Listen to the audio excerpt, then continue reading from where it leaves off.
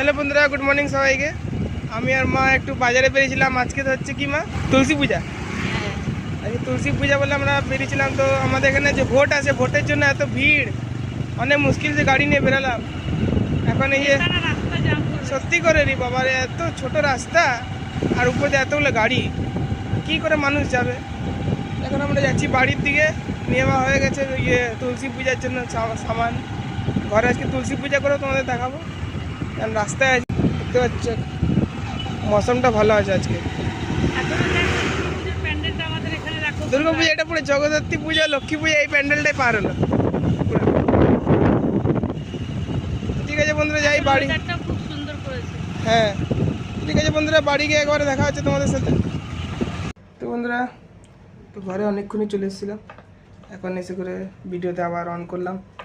তো এখন বসেছি খেতে, বেলা হয়ে গেছে অনেক। সব সামান টামান নিয়ে এসে রেখে দিয়েছি ঠাকুরের। বিকালে পূজা করো তো তোমাদের দেখাবো তখন। আজকে খুবই ভালো দিন আজকে। তারপরে আবার খাটু শ্যাম বাবা, যে তোমরা অনেকেই জানো, অনেক যারা জানো না তাদেরকে বলে দিই যে খাটু শ্যাম বাবা রাজস্থানে, ওনার মন্দির আছে। তো ওনার বারবার একটা কাহানি হয়েছে, সেটা আমি পুরো জানি না, ওই জন্য আমি বলছিও না। তো যাই হোক, তোমরা নেটে সার্চ করে দেখতে পারবে খাটু শ্যাম বাবার ফটো। তো ওনারও আজকে জন্মদিন, খুবই ভালো দিন আজকে। তোমরাও তুলসী পূজা করো ঘরে ঘরে, খুবই ভালো। তো ঠিক আছে বন্ধুরা, তোমার দেখা আজকে কী খাচ্ছি খাবার। তোমার না, আগে বল তুই কি করলাম। কি করলে? আমি কি করলাম আজ তো?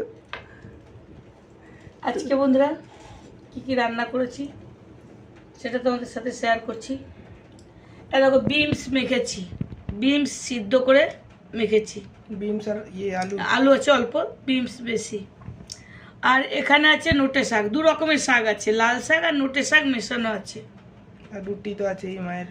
রুটি তো আবার একটা কম্পালসারি, একটাই আর দুটো খেয়ে নিই কোনো সময়। আর একটু ভাত, বাবুকে ভাত দিয়েছি, শাক দিয়েছি, আর ডিম সিদ্ধ মাখা। আর এখানে স্যালাড আছে।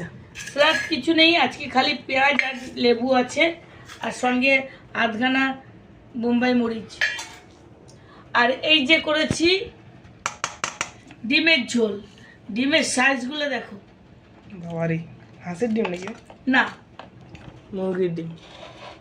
এখানে এটা দুটো ডিম। সেই ডাবল কুসুমের ডিম যেটা। হ্যাঁ, দুটো ডিম আছে। সেই খাবারগুলো তো দারুণ। তো ঠিক আছে বন্ধুরা, খেয়ে নিই, অনেক বেলা হয়ে গেছে। উনি দিভাইও খেতে বসে গেছে, সবাই আমরা খেতে বসেছি। তো আজকে খাবারটা কিরকম লাগলো কমেন্টে জানিও। টাটা।